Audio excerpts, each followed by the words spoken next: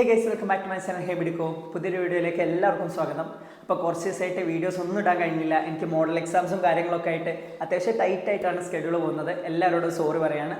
അപ്പോൾ ഞാൻ ഇന്ന് ഇങ്ങനെ ഒരു വീഡിയോ ചെയ്യുന്നത് നമ്മുടെ ഫസ്റ്റ് ഇയർ MBBS സ്റ്റുഡൻസിന് വേണ്ടിയിട്ടാണ്. നമുക്ക് എല്ലാവർക്കും അറിയാം, ഇപ്പോൾ എല്ലാ കോളേജിലും ഫസ്റ്റ് ഇയർ MBBS സ്റ്റുഡൻസിന് മോഡൽ എക്സാംസും റെമഡിയൽ എക്സാംസും ഒക്കെ നടക്കുന്ന ഒരു ഫേസ് ആയിരിക്കും. അപ്പോൾ ഈ എക്സാംസ് ഒക്കെ കഴിഞ്ഞിട്ട് അവർക്ക് ഏകദേശം 1 മന്തോളം സ്റ്റഡി ലീവൊക്കെ കിട്ടും. അപ്പോൾ ഇപ്പോഴത്തെ ടെൻറ്റേറ്റീവ് നോക്കുകയാണെങ്കിൽ ഓഗസ്റ്റ് 20-നാണ് അവരുടെ എക്സാംസ് സ്റ്റാർട്ട് ചെയ്യുക. അപ്പോൾ ഈ ഒരു മാസക്കാലം എങ്ങനെ അനാറ്റമി എഫക്റ്റീവായിട്ട് പഠിക്കാനാണ് ഞാൻ ഈ വീഡിയോയിലൂടെ പറയാൻ പോകുന്നത്. അനാറ്റമി തിയറി എക്സാംസ് ആവട്ടെ, പ്രാക്ടിക്കൽ എക്സാംസ് ആവട്ടെ, എങ്ങനെ എഫക്റ്റീവായിട്ട് പ്രസൻറ്റ് ചെയ്യാമെന്ന് ഞാൻ ഈ വീഡിയോയിലൂടെ പറഞ്ഞു തരാൻ പോവാണ്. അപ്പോൾ വീഡിയോയിലേക്ക് കിടക്കാം.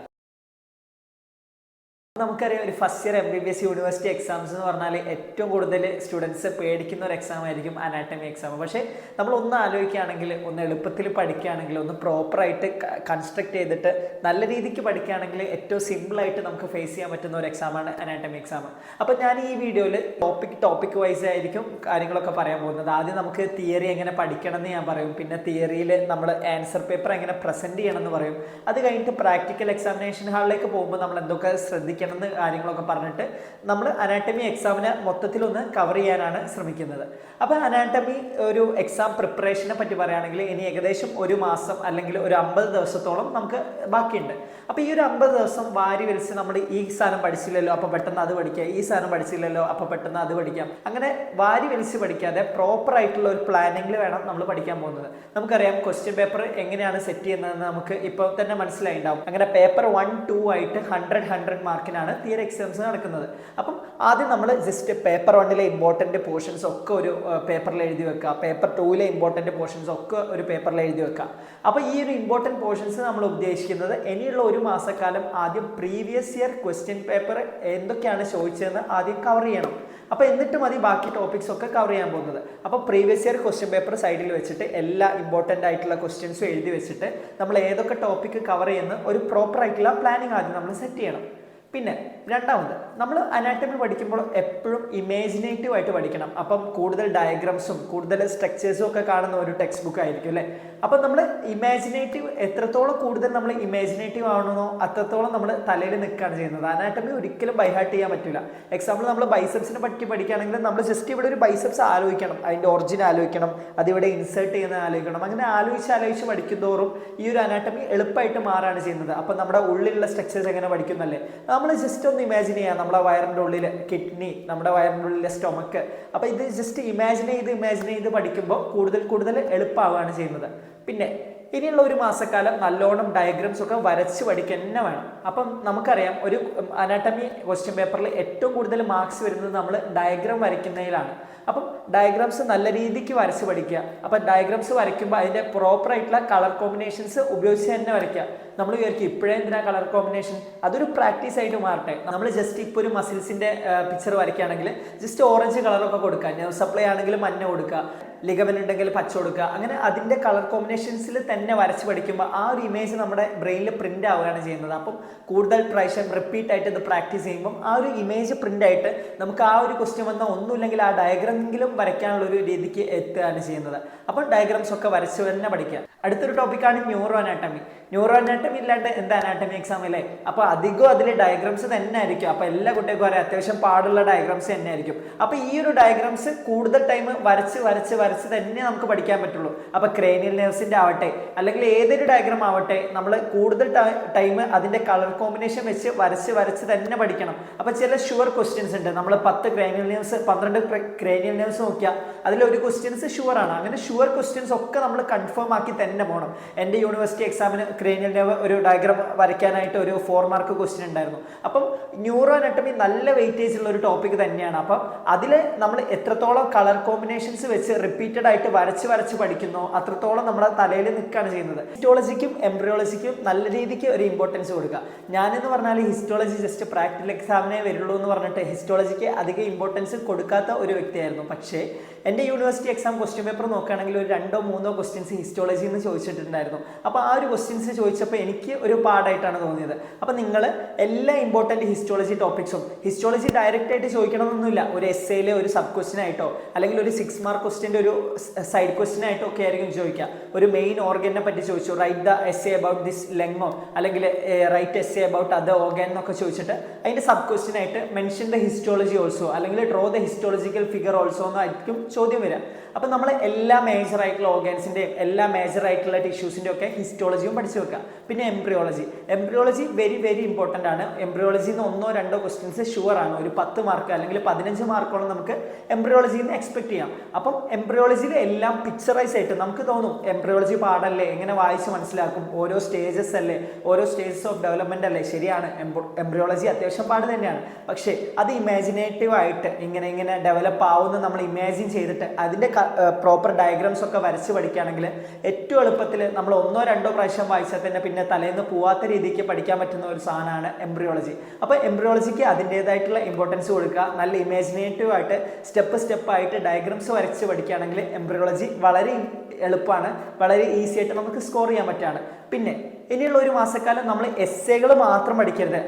എക്സാമ്പിൾ നമ്മൾ ബ്രസ്റ്റിനെ പറ്റി പഠിച്ചു, പിന്നെ എക്സാമ്പിൾ വേറെ കാര്യങ്ങളെ പറ്റി പഠിച്ചു. ഈ എസ്സേ മാത്രം നോക്കാതെ 6 മാർക്കിനും 4 മാർക്കിനും എന്തൊക്കെയാണ് ചോദിച്ചതെന്നൊക്കെ ഒരു ലിസ്റ്റ് ഉണ്ടാക്കിയിട്ട് ആ ഒരു ടോപ്പിക്കിനെ പറ്റി നല്ലൊരു ഐഡിയ ഉണ്ടാക്കുക. നമ്മളിപ്പോൾ 6 മാർക്കിന് പഠിക്കുന്നത് ചിലപ്പോൾ 4 മാർക്കിനായിരിക്കും ചോദിക്കുക, അല്ലെങ്കിൽ അത് എസ്സേ ആയിട്ടും വരാം. അപ്പം എല്ലാ ടോപ്പിക്കിനെ പറ്റിയും പ്രോപ്പർ ആയിട്ടുള്ള നോളജ് ഉണ്ടാക്കുക എന്നുള്ളത് വളരെ ഇമ്പോർട്ടൻ്റ് ആണ്. അപ്പോൾ ഏത് ക്വസ്റ്റ്യൻ ഏത് രീതിക്കാണ് ചോദിക്കാമെന്ന് ഈ കൊല്ലത്തെ എക്സാം പേപ്പർ കാണുമ്പോഴേ നമുക്ക് മനസ്സിലാവുകയുള്ളൂ. പിന്നെ എല്ലാ ഓർഗാനും എല്ലാ കാര്യങ്ങളും പഠിക്കുമ്പോൾ അതിന്റെ ക്ലിനിക്കൽ ഫീച്ചർ ജസ്റ്റ് ഒന്ന് പഠിച്ചു നോക്കുക. എല്ലാ ക്വസ്റ്റ്യനിലും ഇതിപ്പം write the clinical aspect of this എന്ന് ചോദിച്ചെന്ന് വരില്ല. പക്ഷെ ഏത് ക്വസ്റ്റ്യൻ ചോദിച്ചാലും നമ്മൾ അതിന്റെ അഡീഷണൽ ആയിട്ട് ഇതിന്റെ അപ്ലൈഡ് ആസ്പെക്ട് ഇതാണ്, മീഡിയൽ ക്യൂബിറ്റൽ വെയിനിലാണ് വിനയപഞ്ചർ നടക്കുന്നത്. അങ്ങനെ നമ്മൾ എക്സ്ട്രാ ആയിട്ട് ഒരു പോയിന്റ് എഴുതുമ്പോൾ ആ ഒരു എക്സാമിനർ ഇംപ്രസ് ആവുകയാണ്. ആ ഒരു എക്സാമിനർക്ക് നമുക്ക് കൂടുതൽ കാര്യങ്ങൾ അറിയാമെന്ന് തോന്നുകയാണ്. അപ്പം എല്ലാം പഠിക്കുമ്പോൾ ഡയഗ്രാം വെച്ച് പഠിക്കുക, അതിന്റെ ക്ലിനിക്കൽ ആസ്പെക്ട് വെച്ച് പഠിക്കുക. പിന്നെ ഒരു മസിലാണെങ്കിൽ അതിന്റെ origin, insertion, relation, nerve supply, arterial supply, അങ്ങനെ ടോപ്പിക് ആയിട്ട് റിപ്പീറ്റഡ് ആയിട്ട് റിവൈസ് ചെയ്യുക. അപ്പോൾ എന്നിട്ട് ഓരോ ദിവസം പഠിച്ച കാര്യങ്ങൾ ജസ്റ്റ് വൈകുന്നേരം ഒന്ന് റിവൈസ് ചെയ്യുക. എന്നിട്ട് രാത്രി കിടക്കാനാകുമ്പോൾ നമ്മൾ ഇന്ന് പഠിച്ച ഒരു 5-6 ടോപ്പിക് ആണെങ്കിൽ ആ 5-6 ടോപ്പിക്കിന്റെ ഡയഗ്രാംസ് മാത്രം കിടക്കുന്നതിന് മുന്നേ ജസ്റ്റ് ഒന്ന് സ്വന്തം ഒരു പേപ്പറിൽ വരച്ചു നോക്കുക, എന്നിട്ടൊന്ന് മാർക്ക് ചെയ്യുക. അപ്പം തന്നെ നമുക്ക് പകുതി കാര്യങ്ങൾ ഓർമ്മ വന്നതെന്നാണ് അതിൻ്റെ അർത്ഥം. അപ്പം ഇങ്ങനെയൊക്കെ ആയിരിക്കണം ഇനി ഒരു മാസക്കാലം നിങ്ങൾ അനാട്ടമി എക്സാമിന് വേണ്ടി പ്രിപ്പയർ ചെയ്യാൻ പോകുന്നത്. അപ്പം ഇത്രയും കാര്യങ്ങൾ കേട്ടപ്പോൾ ഇനിയുള്ള ഒരു മാസക്കാലം എങ്ങനെ പഠിക്കണം, എങ്ങനെ റിവൈസ് ചെയ്യണം, എങ്ങനെ ഡയഗ്രമാറ്റിക് ആയിട്ട് കാര്യങ്ങളൊക്കെ ആലോചിച്ച് വെക്കണം എന്നൊക്കെ ഉള്ളത് നിങ്ങൾക്ക് മനസ്സിലായിട്ടുണ്ടാവും എന്ന് വിചാരിക്കുകയാണ്. ഇനി ഈ വീഡിയോയിലെ ഏറ്റവും ഇമ്പോർട്ടൻറ്റ് പാർട്ടിലേക്ക് കിടക്കുകയാണ് ദ ആൻസർ പേപ്പർ പ്രസൻറ്റേഷൻ. ഒരു അനാട്ടമി എക്സാമിനേഷൻ അല്ല, ഏതൊരു എക്സാമിനേഷൻ ആവട്ടെ, നമ്മൾ പഠിച്ച കാര്യങ്ങൾ എങ്ങനെ പ്രസന്റ് ചെയ്യുന്നു ഉള്ളതിലാണ് മാർക്ക് വരുന്നത്. ഒരേ കാര്യങ്ങൾ പഠിച്ച 2 കുട്ടികൾ ഡിഫറെന്റ് രീതിയിൽ പ്രസന്റ് ചെയ്താൽ ഒരു കുട്ടിക്ക് കൂടുതൽ മാർക്ക് കിട്ടും. കാരണം അവന്റെ വേ ഓഫ് പ്രസന്റേഷൻ, അവന്റെ way of telling the answers different ആയിരിക്കും. അപ്പം അതാണ് ഏറ്റവും ഇമ്പോർട്ടൻറ്റ്. അപ്പം ഒരു അനാട്ടമിയിൽ ഒരു ക്വസ്റ്റ്യൻ കിട്ടിയാൽ the answer should be properly structured. നമുക്ക് എത്ര കുറച്ച് കാര്യങ്ങൾ അല്ലെങ്കിൽ എത്ര കൂടുതൽ കാര്യങ്ങൾ അറിയുന്ന ഒരു ക്വസ്റ്റ്യൻ ആവട്ടെ, നമ്മൾ പ്രോപ്പറായിട്ട് ഓരോ ഹെഡിങ്സ് ആയിട്ട് വേണം നമ്മൾ ആൻസർ പ്രസന്റ് ചെയ്യാൻ. അപ്പം മാരി വലിച്ച് എഴുതിയിട്ട് ടീച്ചർമാർക്കും അത് നോക്കാൻ തോന്നൂല, നമ്മൾ എഴുതിയ പോയിന്റ്സിന് ഒരു വാലിഡിറ്റി കിട്ടില്ല, അല്ലെങ്കിൽ ഒരു റെക്കഗ്നീഷൻ പോലും കിട്ടില്ല. അതേസമയം നമുക്ക് കുറച്ച് കാര്യങ്ങൾ അറിയുന്ന ഒരു ക്വസ്റ്റ്യൻ ആണെങ്കിലും അത് പ്രോപ്പറായിട്ട് ഹെഡിങ് തിരിച്ചെഴുതിയാൽ കൂടുതൽ മാർക്ക് കിട്ടാനുള്ള ഒരു ചാൻസ് കൂടുകയാണ് ചെയ്യുന്നത്.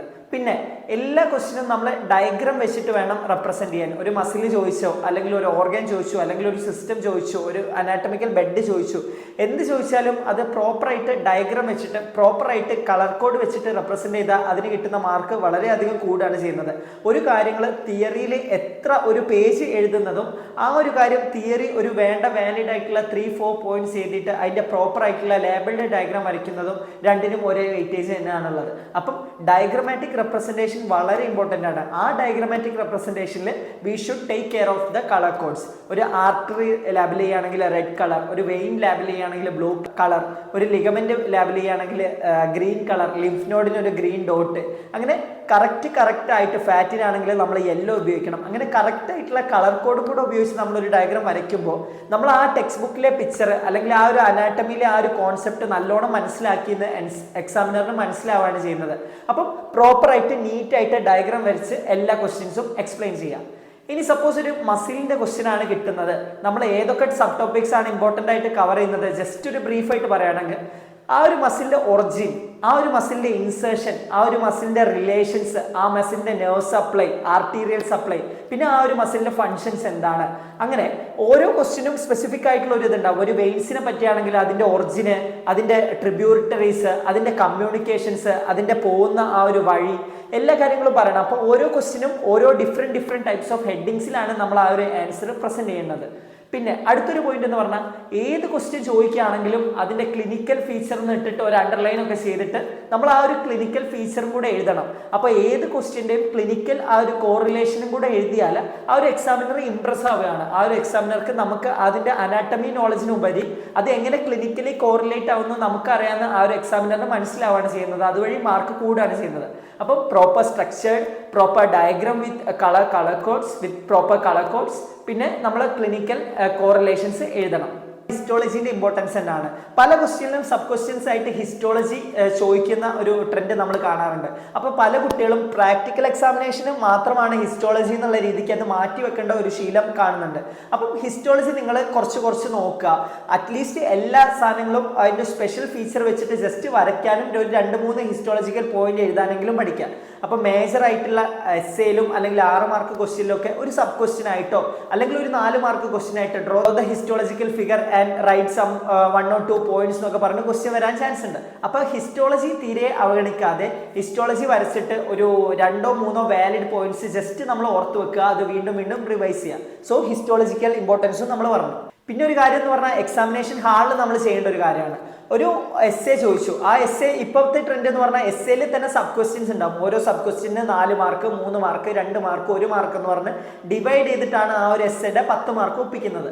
സോ ആ ഒരു സബ് ക്വസ്റ്റ്യൻസിന് മാത്രം റെലവെന്റ് ആയിട്ടുള്ള പോയിന്റ്സ് വെച്ചിട്ട് ആൻസർ ചെയ്യുക. നമ്മൾ 1 മാർക്കിന് കൊടുത്ത ഒരു സബ് ക്വസ്റ്റ്യന് അര പേജോളം എഴുതിയിട്ട് എല്ലാ വേണ്ടാത്തതും വേണ്ടതും ആയിട്ടുള്ള പോയിന്റ്സ് ചെയ്തിട്ട് കാര്യമില്ല. ആ ഒരു മാക്സിമം മാർക്ക് 1 മാർക്കേ നിങ്ങൾക്ക് ലഭിക്കാൻ പോകുന്നുള്ളൂ. സോ റെലവെന്റ് ആയിട്ടുള്ള ആൻസേഴ്സ് മാത്രം എഴുതുക. മാർക്ക് നോക്കിയിട്ട് തന്നെ ആൻസർ ചെയ്യുക. സബ് ക്വസ്റ്റ്യൻ 2 മാർക്കാണെങ്കിൽ ആ 2 മാർക്കിനുള്ള വാലിഡ് ആയിട്ടുള്ള 4 പോയിന്റ്സും ഒരു ഡയഗ്രാം, അല്ലെങ്കിൽ 3 മാർക്കിന്റെ ക്വസ്റ്റ്യൻ ആണെങ്കിൽ ഒരു ഡയഗ്രാം വാലിഡ് പോയിന്റ്സും, അങ്ങനെ വേണ്ട കാര്യങ്ങൾ മാത്രം ആൻസർ ചെയ്ത് പോയാൽ തന്നെ എക്സാമിനറിന് നമുക്ക് പ്രോപ്പറായിട്ട് കോൺസെപ്റ്റ് മനസ്സിലായി എന്ന് അറിയാൻ സാധിക്കും.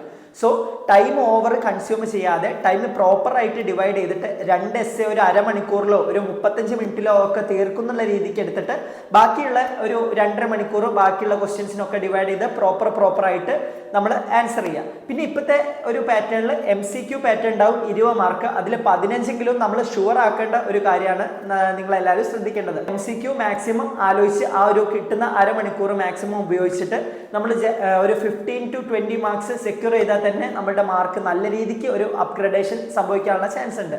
സോ ഇത്രയൊക്കെയാണ് ആ ഒരു ആൻസർ പേപ്പർ നമ്മൾ പ്രസന്റ് ചെയ്യുന്നതിൽ നമ്മൾ ശ്രദ്ധിക്കേണ്ട കാര്യങ്ങൾ. അപ്പോൾ ഇത്രയൊക്കെ കാര്യങ്ങളാണ് നമ്മൾ തിയറി എക്സാമിനേഷൻ പോകുമ്പോൾ ശ്രദ്ധിക്കേണ്ട കാര്യങ്ങൾ. അപ്പോൾ എല്ലാ ക്വസ്റ്റ്യനും എല്ലാവരും അറ്റൻഡ് ചെയ്യുക. അറിയാത്തൊക്കെ ആണെങ്കിൽ അറിയാത്ത ക്വസ്റ്റ്യൻ ആണെങ്കിൽ ജസ്റ്റ് അറ്റൻഡ് ചെയ്യുക. ഇത് സ്റ്റൊമക് ബെഡിനെ പറ്റിയാണ് പറഞ്ഞെങ്കിൽ പെട്ടെന്ന് മനസ്സിലേക്ക് സ്റ്റൊമക് ബെഡിന്റെ കറക്റ്റ് സ്ട്രക്ചേഴ്സ് ഒന്നും ഓർമ്മ വന്നില്ലെങ്കിൽ നമ്മൾ ജസ്റ്റ് ആലോചിക്കുക സ്റ്റൊമക് ബെഡ് എവിടെയാണ്, അതിന്റെ റിലേഷൻസ് എന്തായിരിക്കും എന്നൊക്കെ പറഞ്ഞ് അതിന്റെ ഒരു റിലേറ്റഡ് ആയിട്ടുള്ള സ്ട്രക്ചേഴ്സ് വരയ്ക്കുക. സ്റ്റൊമക് ബെഡ് ഒരു ഊഹത്തിൽ നമ്മൾ കണ്ട വരച്ചെങ്കിലും ഉണ്ടാവും എല്ലാ സ്ട്രക്ചേഴ്സും. അപ്പോൾ ജസ്റ്റ് ഒരു ഊഹത്തിൽ വരയ്ക്കുക. ചുറ്റുള്ള മസിൽസ്, ചുറ്റുള്ള ഓർഗൻസിന്റെ റിലേഷൻസ് ഒക്കെ വരച്ചിട്ട് ജസ്റ്റ് മാർക്ക് ചെയ്യുക. Anteriorly it is related to, posteriorly it is related to.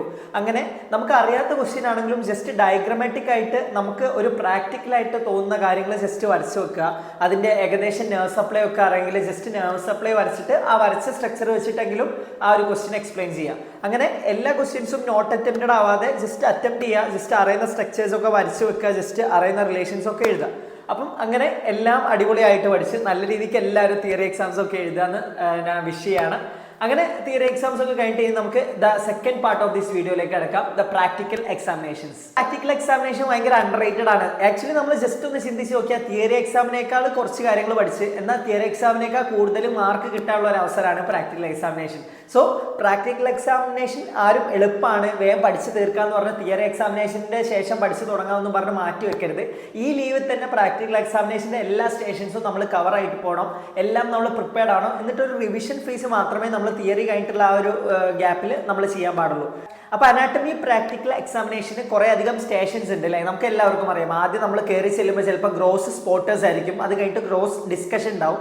പിന്നെ ഹിസ്റ്റോളജി സ്പോട്ടേഴ്സ്, ഹിസ്റ്റോളജി ഡിസ്കഷൻ, പിന്നെ വൈവയ്ക്ക് 4 സ്റ്റേഷൻസ് ആണ് കോമൺലി ഉണ്ടാവാറ്. റേഡിയോളജീൻ്റെ ഒരു സ്റ്റേഷൻ, എക്സ്റേ റിപ്പോർട്ട്സ് ഒക്കെ കാര്യങ്ങളൊക്കെ ആയിട്ട്. പിന്നെ എംബ്രിയോളജീൻ്റെ ഒരു സ്റ്റേഷന് കുറേ അധികം എംബ്രിയോളജിക്കൽ സ്ട്രക്ചേഴ്സ് ഉണ്ടാവും. നമ്മളവിടെ ഏതെങ്കിലും ഒന്ന് പിക്ക് ചെയ്തിട്ട് എക്സ്പ്ലെയിൻ ചെയ്യാൻ പറയും, അല്ലെങ്കിൽ മാഡം 1 or 2 ക്വസ്റ്റ്യൻസ് നമ്മളോട് ചോദിക്കാൻ ചാൻസ് ഉണ്ട്. 1 or 2 എംബ്രിയോളജിക്കൽ സ്ട്രക്ചേഴ്സിനെ പറ്റി ഡെവലപ്മെന്റ് ഒക്കെ വെച്ചിട്ട് നമ്മൾക്ക് പറയാനുള്ള ഒരു അവസരം ഉണ്ടാവും. പിന്നെ ഓസ്റ്റിയോളജി സ്റ്റേഷൻ ഉണ്ട്, കുറേ അധികം ബോൺസിനെ പറ്റി പറഞ്ഞിട്ട് ജസ്റ്റ് ബ്രീഫായിട്ട് ബോൺസ് എക്സ്പ്ലെയിൻ ചെയ്യാൻ ചോദിക്കും. സ്ട്രക്ചേഴ്സ് ഏതെങ്കിലും പാസ് ചെയ്യുന്നുണ്ടെങ്കിൽ ഇമ്പോർട്ടൻറ്റ് സ്ട്രക്ചേഴ്സിനെ പറ്റി ചോദിക്കും. And lastly surface marking, one of the easiest ആയിട്ടുള്ള സ്റ്റേഷൻസ് ആണ്. സർഫസ് ഒരു ക്വസ്റ്റ്യൻ കിട്ടും, അത് നമ്മൾ ചോക്ക് വെച്ചിട്ട് സർഫസ് മാർക്കിംഗ് ചെയ്യാം. അപ്പോൾ ഇത്രയൊക്കെയാണ് ഒരു overview of the practical examination. നമുക്ക് ആദ്യത്തെ സ്റ്റേഷനെ പറ്റി പറയാം, gross spotters and gross discussion. അപ്പോൾ നമ്മൾ ഒരു കൊല്ലക്കാലം ഡിസെക്ഷൻ ടേബിളിൽ കണ്ട ഓരോ സ്പെസിമെൻസ് നമുക്ക് സ്പോട്ടേഴ്സ് ആയിട്ട് തന്നിട്ടുണ്ടാവും. അപ്പോൾ ഓരോ ബെല്ല് അടിക്കുമ്പോഴും നമ്മളിങ്ങനെ സീറ്റ് ചേഞ്ച് ചെയ്യുന്നു, സ്പോട്ടർ ഐഡന്റിഫൈ ചെയ്യുന്നു, വേഗം ഫീച്ചർ ചെയ്യുന്നു, ആ എഴുതുന്ന ഹറിയിൽ അടുത്ത സ്ഥലത്തേക്ക് പോകാനുള്ള ബെല്ലടിക്കുന്നു. അപ്പോൾ ഒരു ഹറിബറി മൂഡായിരിക്കും സ്പോട്ടേഴ്സിൽ സാധാരണ എല്ലാ കുട്ടികളും നമ്മൾ എക്സ്പീരിയൻസ് ചെയ്യുന്നത്. ആ ഹറിബറിയിൽ നമ്മൾ അറിയുന്ന കാര്യങ്ങൾ തെറ്റിക്കാണ്ടിരിക്കാൻ എല്ലാവരും ശ്രദ്ധിക്കുക. നമ്മൾ ഓവർ ടെൻഷൻ അടിക്കൊന്നും വേണ്ട. നമ്മൾ ഡിസെക്ഷൻ ആൾ കണ്ടതിൻ്റെ അപ്പുറം ഒരു ക്വസ്റ്റ്യൻ അല്ലെങ്കിൽ അതിൻ്റെ അപ്പുറമുള്ള ഒരു സ്ട്രക്ചേഴ്സ് നമ്മൾ ഹ്യൂമൻ ബോഡിയിൽ ഇല്ല. സോ ക്വസ്റ്റ്യൻസ് ഒക്കെ നോർമൽ ആയിരിക്കും. നമ്മൾ പഠിച്ച കാര്യങ്ങൾ തന്നെയാണ് ചോദിക്കുക. ജസ്റ്റ് നമ്മൾ ശ്രദ്ധിച്ച് ചെയ്യാന്നുള്ള മാത്രമാണ്. എന്നിട്ട് ഐഡന്റിഫൈ ചെയ്യാൻ ആർക്കും പറ്റും. എന്നിട്ട് ജസ്റ്റ് ആ ഒരു ഫീച്ചേഴ്സ് ചോദിച്ച സബ് ക്വസ്റ്റ്യന് റെലവെന്റ് ആയിട്ടുള്ള ആൻസർ മാത്രം എഴുതാൻ ശ്രദ്ധിക്കുക. അപ്പോൾ ഹറിബറിയിൽ ആരും ടെൻഷൻ അടിച്ചത് കൊള്ളാക്കരുത്. അത് കഴിഞ്ഞിട്ട് നമ്മൾ ഗ്രോസ് സ്പെസിമെനിലേക്ക് എത്തുമ്പോൾ ഈ ഒരു ഗ്രോസ് സ്പെസിമെൻസിൽ അത്യാവശ്യം ലാർജ് ആയിട്ട് നമുക്ക് പറയാനുള്ള കാര്യങ്ങൾ അല്ലെങ്കിൽ കുറേ ആയിട്ട് നോളേജ് ഉള്ള വലിയ സ്പെസിമെൻസ് ആയിരിക്കും നമുക്ക് ഗ്രോസ് ഡിസ്കഷന് കൊണ്ടുതരാം. അപ്പോൾ ആ ഒരു ഗ്രോസ് ഡിസ്കഷന് നമുക്ക് ഒരു ക്വസ്റ്റ്യൻ കിട്ടിയാൽ അത്യാവശ്യം ഒരു കൂൾ ഓഫ് ടൈം അല്ലെങ്കിൽ പ്രിപ്പറേഷൻ ടൈം പോലെ ഒരു 10-15 മിനിറ്റ് നമുക്ക് മുന്നേ തന്നെ ക്വസ്റ്റ്യൻ കിട്ടും. ആ ഒരു 10-15 മിനിറ്റിന് നമ്മൾ പ്രോപ്പറായിട്ട് ആലോചിച്ച് വെക്കണം. ആ ഒരു എക്സാമിനർ വരുമ്പോൾ നമ്മൾ എങ്ങനെയായിരിക്കും ആ ഒരു ഓർഗന് ആ എക്സാമിനർക്ക് പ്രസന്റ് ചെയ്യാൻ പോകുന്നത്, എങ്ങനെയായിരിക്കും തൊട്ട് എവിടെയൊക്കെ തൊട്ടിട്ടാണ് എന്തൊക്കെ നമ്മൾ ജസ്റ്റ് പറയാൻ പോകുന്നതെന്നൊക്കെ നമ്മൾ ആ ഒരു 15 മിനിറ്റ് കൂൾ ഓഫ് ടൈമിൽ പ്രോപ്പറായിട്ട് സ്ട്രക്ചർ ചെയ്യണം. How to introduce, how to tell the relation, എവിടെയൊക്കെ തൊട്ടിട്ടാണ് റിലേഷൻ. നമ്മൾ ആ ഒരു 15 മിനിറ്റ് ആ ഒരു സ്പെസിമെൻ മര്യാദയ്ക്ക് എടുത്തിട്ട് എവിടെയാണ് ആൻറ്റീരിയർ വ്യൂ, എവിടെയാണ് പോസ്റ്റീരിയർ വ്യൂ, എവിടെയൊക്കെയാണ് ആൻറ്റീരിയർ റിലേഷൻ പ്രോപ്പറായിട്ട് അനലൈസ് ചെയ്യണം. വേറെ ഒരു കാര്യങ്ങളും ആലോചിച്ച് ടെൻഷൻ അടിക്കാതെ അറിയാത്ത കാര്യങ്ങൾ ഒരു തിയറി എക്സാം പേപ്പറിൽ നമ്മൾ എങ്ങനെയാണോ പ്രസന്റ് ചെയ്തത് അതുപോലെ സ്ട്രക്ചേർഡ് ആയിട്ട് നമ്മൾ പ്രസന്റ് ചെയ്യാൻ നമ്മുടെ മനസ്സിനെ തന്നെ പ്രിപ്പയർ ചെയ്യണം. എന്നിട്ട് നമ്മൾ ജസ്റ്റ് പറഞ്ഞാൽ മാത്രം പോലെ ആൻറ്റീരിയർ റിലേഷൻ ഇവിടെയാണെങ്കിൽ ജസ്റ്റ് ആ ഒരു ഫോർസെപ്സിനോണ്ട് അവിടെ തൊട്ട് കാണിക്കാൻ ശ്രദ്ധിക്കണം. അങ്ങനെ കാര്യങ്ങളൊക്കെ ശ്രദ്ധിക്കണം. പിന്നെ മോസ്റ്റ് ഇമ്പോർട്ടൻറ്റ് തിങ്, ആ ഒരു 15 മിനിറ്റിൽ ആ ഒരു ഓർഗനായിട്ട് അല്ലെങ്കിൽ ആ ഒരു അനാറ്റമിക്കൽ സ്ട്രക്ചറായിട്ട് ബന്ധപ്പെട്ടുള്ള എല്ലാ ക്ലിനിക്കൽ ഫീച്ചറും ജസ്റ്റ് ഒന്ന് ആലോചിച്ച് വെക്കണം. മോസ്റ്റ് പ്രോബബ്ലി ആ ഡിസ്കഷന് ചോദിക്കുന്ന ക്വസ്റ്റ്യൻസ് ഒന്നുകിൽ റിലേഷൻ അല്ലെങ്കിൽ ആർട്ടീരിയൽ സപ്ലൈ അല്ലെങ്കിൽ നെർവ് സപ്ലൈ കഴിഞ്ഞാൽ what is the clinical aspects of this organ അല്ലെങ്കിൽ what is the clinical aspect of the structures ആയിരിക്കും. അപ്പം ക്ലിനിക്കൽ ആസ്പെക്ട്സ് ഒക്കെ ഒന്ന് ആലോചിച്ച് വെക്കുക. ചോദ്യങ്ങൾ മോസ്റ്റ് പ്രോബബിൾ ആയിട്ടുള്ള ചോദ്യങ്ങളൊക്കെ നിങ്ങൾക്ക് അറിയായിരിക്കും. അപ്പോൾ എന്തായിരിക്കും ഉത്തരം പറയേണ്ടതെന്നൊക്കെ ജസ്റ്റ് ഒന്ന് പ്രിപ്പയർ ചെയ്യുക. പിന്നെ ആ ഒരു സ്ട്രക്ചറിൻ്റെ ആർട്ടീരിയൽ സപ്ലൈ എന്താണ്, നെർവ് സപ്ലൈ എന്താണെന്നൊക്കെ ഒന്ന് മനസ്സിലാക്കുക. അതിൻ്റെ ഉള്ളിൽ ആർട്ടറീസോ വെയിൻസോ നെർവ്സോ എന്തോ ഉണ്ടെങ്കിൽ ഒന്ന് ജസ്റ്റ് മര്യാദയ്ക്ക് നോക്കിയിട്ട് തൊട്ട് കാണിക്കാൻ പറ്റുന്ന സ്ട്രക്ചേഴ്സ് ഒക്കെ മാക്സിമം തൊട്ട് കാണിക്കാം. അപ്പോൾ ഇത്രയൊക്കെയുള്ളൂ gross spotters and gross specimen. അപ്പോൾ ഇനിയുള്ള ഒരു മാസക്കാലം നമുക്ക് ഡിസെക്ഷൻ ടേബിൾ ഒന്നും ഇല്ല അല്ലേ. അപ്പോൾ മാക്സിമം യൂട്യൂബ് വീഡിയോസൊക്കെ കണ്ടിട്ട് നമ്മൾ ജസ്റ്റ് കാണാം. അപ്പോൾ എങ്ങനെയാണ് ആ യൂട്യൂബിലെ ആ ഒരു കണ്ടന്റ് ക്രിയേറ്റേഴ്സ് എങ്ങനെയാണ് പ്രസന്റ് ചെയ്യുന്നതെന്ന് കാണാം. കാരണം ഗ്രോസ് ഡിസ്കഷൻ ഒരിക്കലും നമുക്ക് ബൈഹാർട്ട് പഠിക്കാനുള്ള ഒരു കാര്യമല്ല, തൊട്ട് കാണിക്കാനാണ്. സോ ഓരോ ഓർഗാനും ജസ്റ്റ് ഒരു ദിവസം 2-3 അല്ലെങ്കിൽ 4-5 ഓർഗാനും ജസ്റ്റ് യൂട്യൂബിൽ സെർച്ച് ചെയ്യുക. അവരെങ്ങനെയാണ് പ്രസന്റ് ചെയ്യുന്നതെന്ന് കണ്ട് മനസ്സിലാക്കുക. ആ ഒരു മോഡലിൽ തന്നെ നമ്മളും പ്രസന്റ് ചെയ്യാൻ ശ്രദ്ധിക്കുക. അപ്പോൾ ഇമ്പോർട്ടൻ്റ് ആയിട്ടുള്ള യൂട്യൂബ് വീഡിയോസ്, ഡിസെക്ഷൻ്റെ നല്ല വീഡിയോസ് ഉള്ള യൂട്യൂബ് ചാനൽസിൻ്റെ ലിങ്ക്സ് ഒക്കെ ഞാൻ താഴെ കൊടുത്തിട്ടുണ്ട്. ഇതൊക്കെ ഞാൻ റെഫർ ചെയ്തത് മാത്രമാണ്, എൻ്റെ പേഴ്സണൽ ആയിട്ടുള്ള ചോയ്സസ് മാത്രമാണ്. നിങ്ങൾക്ക് ആർക്കെങ്കിലും ഈ ഒരു ഡിസ്കഷൻസ് ഒക്കെ ബുദ്ധിമുട്ടായിട്ട് തോന്നിയിട്ടുണ്ടെങ്കിൽ ജസ്റ്റ് ഈ ഒരു യൂട്യൂബ് വീഡിയോസ് റെഫർ ചെയ്താൽ മതിയായിരിക്കും. അപ്പോൾ അത്രയൊക്കെയുള്ളൂ ഫസ്റ്റ് സ്റ്റേഷൻ്റെ കാര്യങ്ങൾ. അപ്പോൾ ഫസ്റ്റ് സ്റ്റേഷനെ പറ്റി അത്യാവശ്യം നല്ലൊരു ഐഡിയ കിട്ടിയിട്ടുണ്ടാവും എന്ന് വിചാരിക്കുക. അപ്പം ആ സ്റ്റേഷനിലേക്ക് വേണ്ട കാര്യങ്ങളൊക്കെ കൊണ്ടുപോകാൻ ശ്രദ്ധിക്കുക. ഒരു മാസ്ക്, ഗ്ലൗസ്, പിന്നെ ജസ്റ്റ് തൊട്ട് കാണിക്കാനുള്ള ഡിസെക്ഷൻ കിറ്റിലെ വേണ്ട ഉപകരണങ്ങൾ, ആ കാര്യങ്ങളൊക്കെ സ്വന്തമായിട്ട് കൊണ്ടുപോകാൻ ശ്രദ്ധിക്കുക. ഷെയർ ചെയ്യാനൊന്നും ടീച്ചർമാർ ചിലപ്പം അനുവദിച്ചെന്ന് വരില്ല. അപ്പോൾ ആ കാര്യങ്ങളൊക്കെ കഴിഞ്ഞിട്ട് നമ്മൾ സെക്കൻഡ് സ്റ്റേഷനിലേക്ക് എത്താണ്, ഹിസ്റ്റോളജി, സ്പോട്ടർ ആൻഡ് ഐഡന്റിഫിക്കേഷൻ. ഇതിലും കഴിഞ്ഞ ഒരു ഫോർമാറ്റ് പോലെ തന്നെ ആദ്യം കുറേ ഹിസ്റ്റോളജി സ്പോട്ടേഴ്സ് ഉണ്ടാവും. എൻ്റെ ഒരു first year MBBS practical examination നോക്കുകയാണെങ്കിൽ എനിക്ക് ഏറ്റവും ടഫായിട്ടുള്ള ഒരു കാര്യമായിരുന്നു ഹിസ്റ്റോളജി. അതെന്താണെന്ന് വെച്ചാൽ ഞാനൊരു പഠിക്കേണ്ട സമയത്ത് മര്യാദയ്ക്ക് ഹിസ്റ്റോളജി വരച്ച് പഠിക്കാത്ത ഒരു പ്രശ്നം തന്നെയായിരുന്നു ലാസ്റ്റത്തെ വിദ്യാർത്ഥികൾക്ക് അതൊരു ബാഡായിട്ട് അഫക്റ്റ് ചെയ്തത്. അപ്പം നിങ്ങൾ ഈ ഒരു മാസക്കാലം ഞാൻ പറഞ്ഞല്ലോ തിയറി എക്സാമിനും പ്രാക്ടിക്കൽ എക്സാമിനും വളരെ വലിയൊരു വെയിറ്റേജ് ഉള്ള ടോപ്പിക്കാണ് ഹിസ്റ്റോളജി. ആൻഡ് വളരെ അണ്ടർ റേറ്റഡ് ആണ്. അപ്പോൾ ഹിസ്റ്റോളജിക്ക് പ്രോപ്പർ ആയിട്ടുള്ള ഇമ്പോർട്ടൻസ് കൊടുത്തിട്ട് ആ റെക്കോർഡൊക്കെ നോക്കിയിട്ട് റെക്കോർഡിലെ പിക്ചേഴ്സ് ഒക്കെ ഒന്ന് വരയ്ക്കാൻ ശ്രമിക്കുക. എന്നിട്ട് എല്ലാ പിക്ചേഴ്സിനും ഒരു രണ്ടായിട്ടുള്ള റെലവൻറ്റ് ഫീച്ചേഴ്സ് അല്ലെങ്കിൽ എടുത്ത് നിൽക്കുന്ന ഫീച്ചേഴ്സ് ഉണ്ടാവും. ആ ഫീച്ചേഴ്സ് എങ്കിലും പഠിക്കാൻ ശ്രദ്ധിക്കുക. എന്നിട്ട് ഇമ്പോർട്ടൻ്റ് ആയിട്ട് നമുക്ക് തോന്നുന്ന പ്രീവിയസ് ഇയറിലൊക്കെ ചോദിച്ചു നമുക്ക് ഇമ്പോർട്ടൻ്റ് ആയിട്ടുള്ള തോന്നുന്നതിന് ഒന്ന് ഡീപ്പായിട്ട് ഹിസ്റ്റോളജി നോക്കുക. അപ്പോൾ ഹിസ്റ്റോളജി നോക്കുക ഏറ്റവും ബെസ്റ്റ് ബുക്ക് എന്ന് പറഞ്ഞാൽ IB സിംഗിൻ്റെ ഹിസ്റ്റോളജി തന്നെയാണ്. അപ്പം അതൊന്ന് നോക്കാൻ ഇനി പറ്റാത്തവർക്ക് ജസ്റ്റ് PDF ഫോർമാറ്റിൽ സീനിയേഴ്സിൻ്റെയോ അല്ലെങ്കിൽ PDF ഫോർമാറ്റിലൊക്കെ തനത് കോളേജിൽ അവൈലബിൾ ആയിട്ടുണ്ടാവും. എനിക്ക് അവൈലബിൾ ആയിട്ടുള്ള PDF താഴെ കൊടുക്കുക. വേണ്ടവർ ജസ്റ്റ് ഒന്ന് റെഫർ ചെയ്യുക, കാര്യങ്ങളൊക്കെ ഒന്ന് പഠിക്കുക. അപ്പം അത്രയൊക്കെയാണ്. അപ്പോൾ ഹിസ്റ്റോളജിയിലേക്ക് നമ്മൾ പോവുകയാണെങ്കിൽ ഹിസ്റ്റോളജി സ്പോട്ടേഴ്സ് ഉണ്ടാവും. അപ്പോൾ ഓരോ മിനിറ്റിലും ഇത് കുറച്ചും കൂടെ ഹറി ആയിരിക്കും. നമ്മൾ ആ ഒരു ഹറി തന്നെ മൈക്രോസ്കോപ്പ് നോക്കി ഐഡന്റിഫൈ ചെയ്തിട്ട് അതിൻ്റെ ഇമ്പോർട്ടൻ്റ് ആയിട്ടുള്ള ആ ഒരു സ്ട്രക്ചറും ഇമ്പോർട്ടൻ്റ് ആയിട്ട് ആ ഒരു സബ് ക്വസ്റ്റ്യനിൽ ചോദിച്ച കാര്യങ്ങളൊക്കെ പറയാനുള്ളത് കൊണ്ട് തന്നെ ഒന്നും കൂടി തെറ്റാനുള്ള ഒരു ചാൻസ് ഉണ്ട് ഹിസ്റ്റോളജി സ്പോട്ടേഴ്സിന്. പക്ഷേ ഹിസ്റ്റോളജി സ്പോട്ടേഴ്സ് നല്ല ശ്രദ്ധയോടെ ചെയ്തിട്ട് പല പ്രാവശ്യം റിവൈസ് ചെയ്താൽ ചില സ്ട്രക്ചേഴ്സ് വളരെ എളുപ്പം ഒറ്റ നോട്ടത്തിൽ തന്നെ ഐഡന്റിഫൈ ചെയ്യും. പിന്നെ ഒന്നും ഐഡന്റിഫൈ ചെയ്യാൻ പറ്റാത്ത ഒരു ഹിസ്റ്റോളജി സ്പോട്ടർ ആണെങ്കിൽ സബ് ക്വസ്റ്റ്യനിൽ എന്തെങ്കിലും ഒരു ക്ലൂ ഉണ്ടോ എന്ന് നോക്കുക. അപ്പോൾ ചിലതൊക്കെ സബ് ക്വസ്റ്റ്യൻ കണ്ടിട്ട് നമുക്ക് ആർട്ടറിനെ പറ്റിയാണോ ചോദിച്ചത്, റിലേഷൻസ് കണ്ടിട്ടോ അല്ലെങ്കിൽ നമ്മൾ സബ് ക്വസ്റ്റ്യൻസ് കണ്ടിട്ട് മസിലാണോ ആർട്ടറി ആണോ ഓർഗൻ ആണോ എന്താണോ എന്ന് നമുക്ക് സബ് ക്വസ്റ്റ്യൻസ് കണ്ടിട്ടൊക്കെ ചില ക്വസ്റ്റ്യൻസ് ഐഡന്റിഫൈ ചെയ്യാൻ പറ്റും. അപ്പം അങ്ങനെയാണെങ്കിൽ ഡൗട്ട്ഫുൾ ആണെങ്കിൽ സബ് ക്വസ്റ്റ്യൻ കണ്ടിട്ടെങ്കിലും ഐഡന്റിഫൈ ആവുന്നുണ്ടോ എന്ന് നോക്കുക. പിന്നെ സിമിലർ ആയിട്ടുള്ള സ്ട്രക്ചർ ഏതെങ്കിലും ഉണ്ടെങ്കിൽ ഒന്നും നോട്ട് ലെഫ്റ്റ് ആവാണ്ട് ജസ്റ്റ് എന്തെങ്കിലും ഒരു സ്ട്രക്ചർ ഐഡന്റിഫൈ ചെയ്യുക. ആ ഐഡന്റിഫൈ ചെയ്ത സ്ട്രക്ചറിന് നമ്മൾ ജസ്റ്റ് 2 പോയിന്റ്സ് എഴുതി വെക്കുക. അപ്പം ഹിസ്റ്റോളജി മര്യാദയ്ക്ക് പഠിച്ചാൽ എളുപ്പമാണ്. മര്യാദയ്ക്ക് റിപ്പീറ്റഡ് ആയിട്ട് റിവൈസ് ചെയ്ത് ആ ഒരു പിക്ചർ നമ്മുടെ മനസ്സിൽ പ്രിന്റ് ചെയ്താൽ വേഗ സ്പോട്ട് കണ്ടപാട് നമുക്ക് എഴുതാൻ പറ്റുന്ന ഒരു നിലയിലേക്ക് നമ്മൾ മാറും. സോ ഹിസ്റ്റോളജി എല്ലാവരും ശ്രദ്ധിക്കുക. പിന്നെ ഹിസ്റ്റോളജി ഡിസ്കഷനെ പറ്റി പറയുകയാണെങ്കിൽ നമുക്കൊരു സ്പോട്ടർ തരും. ആ സ്പോട്ടർ നമ്മൾ കറക്റ്റായിട്ട് സ്പോട്ട് ചെയ്തിട്ട് ആ ഒരു ഹിസ്റ്റോളജിക്കൽ സ്ട്രക്ചർ നമ്മൾ നീറ്റായിട്ട് ലേബൽ ചെയ്തിട്ട് വരയ്ക്കണം. ഇതിന് 10 മാർക്കോളം ഉണ്ട്. അപ്പം നമ്മൾ ഹെമറ്റോസിനും ഇയോസിനും ഒക്കെ കൊണ്ടുപോകാൻ ശ്രദ്ധിക്കുക. നമ്മുടെ സാധനങ്ങളൊന്നും ഷെയർ ചെയ്യാൻ പറ്റില്ല, കാരണം നമ്മുടെ ബാച്ചിലുള്ള എല്ലാവരും അത് വരയ്ക്കായിരിക്കും. അപ്പം അങ്ങോട്ടും ഇങ്ങോട്ടും മാറ്റാൻ പറ്റില്ല. പിന്നെ പ്രാക്ടിക്കൽ എക്സാമിനേഷൻ ആയതുകൊണ്ട് വിട്ടൊക്കെ ആയിരിക്കും ഇരുത്തുക. അപ്പം സ്വന്തം സാധനങ്ങൾ സ്വന്തമായിട്ട് കൊണ്ടുപോകാൻ തന്നെ ശ്രദ്ധിക്കുക. അപ്പോൾ ആ ഒരു ഹിസ്റ്റോളജി സ്പെസിമെനിൽ പിന്നെ വൈവയ്ക്ക് മാഡം വരുമ്പം ആ ഒരു ഹിസ്റ്റോളജിക്കൽ നമ്മൾ വരച്ച സ്ട്രക്ചർ കറക്റ്റ് ആണെങ്കിൽ തന്നെ പകുതി മാർക്ക് കിട്ടും. പിന്നെ 2-3 ക്വസ്റ്റ്യൻസ് അതിൻ്റെ ഇമ്പോർട്ടൻ്റ് ആയിട്ടുള്ള എടുത്ത് നിൽക്കുന്ന 2-3 ക്വസ്റ്റ്യൻസ് ഒക്കെ ചോദിക്കുള്ളൂ. അത് വലിയ പ്രശ്നമാക്കില്ല. അപ്പം ജസ്റ്റ് എല്ലാ സ്ട്രക്ചർ ഇമ്പോർട്ടൻറ്റ് സ്ട്രക്ചേഴ്സിനെ പറ്റിയും ജസ്റ്റ് ഒന്ന് ഡിസ്കഷനിൽ പറയാനുള്ള ഒരു ഐഡിയ ഉണ്ടാക്കുക. ജസ്റ്റ് എല്ലാത്തിൻ്റെ എടുത്ത് നിൽക്കുന്ന സ്ട്രക്ചേഴ്സിനെ പറ്റിയും എടുത്ത് നിൽക്കുന്ന കാര്യങ്ങളും ക്ലിനിക്കൽ ആസ്പെക്റ്റ് അങ്ങനെ എല്ലാം ഒന്ന് ജസ്റ്റ് നോക്കി വെക്കുക. അപ്പോൾ എൻ്റെ PDF ഞാൻ താഴെ കൊടുത്തിരിക്കുന്നതാണ്. അപ്പോൾ അതൊക്കെയാണ് ഫസ്റ്റ് 2 മേജർ സ്റ്റേഷൻ. ഈ 2 മേജർ സ്റ്റേഷൻ കഴിയുമ്പോൾ തന്നെ 40 ആയിട്ടുള്ള 80 മാർക്ക് നമ്മൾ സെക്യൂർ ആക്കുകയാണ്. അതിൽ 80 ഒരു 70 അല്ലെങ്കിൽ 65-70 മാർക്ക് നമുക്ക് സേഫ് ആണ്. അത് കഴിഞ്ഞിട്ട് ലാസ്റ്റുള്ള 20 മാർക്സ് ആണ് ഈ വൈവ സ്റ്റേഷൻസ് എന്ന് വരുന്നത്. അധിക കോളേജിലും ഉച്ചയ്ക്ക് ശേഷമായിരിക്കും അല്ലെങ്കിൽ റോൾ നമ്പർ വൈസ് മാറും. വൈവ എക്സാമിനേഷനിൽ മെയിനായിട്ട് 4 സ്റ്റേഷനിലാണ് ഉണ്ടാവുക. അപ്പം റേഡിയോളജി ഉണ്ടാവും, ഓസ്റ്റിയോളജി ഉണ്ടാവും, സർഫസ് മാർക്കിംഗ് ഉണ്ടാവും, പിന്നെ എംബ്രിയോളജി ഉണ്ടാവും. അപ്പം ഈ 4 സ്റ്റേഷനിലെ ഓരോ ടീച്ചർമാർക്കും ഓരോ മാഡംമാർക്കും 5 മാർക്കാണ് അസൈൻ ചെയ്യാൻ പറ്റുക. അപ്പം നമുക്ക് ഓരോ സ്റ്റേഷനെ പറ്റി ജസ്റ്റ് ബ്രീഫായിട്ട് പറയാം. ആദ്യത്തെ സ്റ്റേഷനായിട്ടുള്ള ഓസ്റ്റിയോളജിനെ പറ്റി പറയുകയാണെങ്കിൽ നമുക്ക് ആ ഒരു മാഡംമാർ 2-3 ബോൺസ് ഐഡന്റിഫൈ ചെയ്യാൻ പറ്റും. ആ ഒരു ബോൺസ് ഐഡന്റിഫൈ ചെയ്യുമ്പോൾ തന്നെ നമുക്ക് പകുതി മാർക്ക് അവിടെ കിട്ടാണ്. പിന്നെ ആ ഒരു ബോണിൻ്റെ മെയിനായിട്ട് ജസ്റ്റ് ഒന്ന് ആ ബോണിനെ പറ്റി പറയണം. നമ്മൾ ആ ഒരു ബോണ് പിടിക്കുന്ന രീതി അനാറ്റമിക്കൽ പൊസിഷനിൽ പിടിക്കാൻ ശ്രദ്ധിക്കണം. Correct upper end lower end പറയാൻ ശ്രദ്ധിക്കണം. പിന്നെ മാഡം ചോദിക്കുകയാണെങ്കിൽ കറക്റ്റ് ആ ഷാഫ്റ്റിൽ കൂടെ പോകുന്ന സ്ട്രക്ചേഴ്സ് ആണെങ്കിൽ അത്, അല്ലെങ്കിൽ മേലുള്ള റിലേഷൻസിലാണെങ്കിൽ അത്, അങ്ങനെ ഇമ്പോർട്ടൻ്റ് ആയിട്ടുള്ള കുറച്ച് പോയിന്റ് അതിൻ്റെ ഉള്ളിൽ കൂടെ നെർവ് പിയേഴ്സ് ചെയ്ത് പോകുന്നുണ്ടെങ്കിൽ ആ ഒരു നെർവിൻ്റെ പേരെന്താണെന്ന് പഠിക്കണം. അപ്പം അങ്ങനെ ഇമ്പോർട്ടൻ്റ് ആയിട്ടുള്ള പോയിന്റ്സ് പഠിക്കാം. മെയിനായിട്ട് ശ്രദ്ധിക്കേണ്ടത് അനാറ്റമിക്കൽ പൊസിഷൻ, പിന്നെ സൈഡ് ഡിറ്റർമിനേഷൻ. ആ ബോണ് ലെഫ്റ്റ് സൈഡ് ആണോ റൈറ്റ് സൈഡിനാണോ ബിലോങ് ചെയ്യുന്നതെന്ന് പറഞ്ഞാൽ തന്നെ ഒരുവിധം ആ ബോണിനെ പറ്റി അറിഞ്ഞെന്ന് നമുക്ക് മനസ്സിലാവും.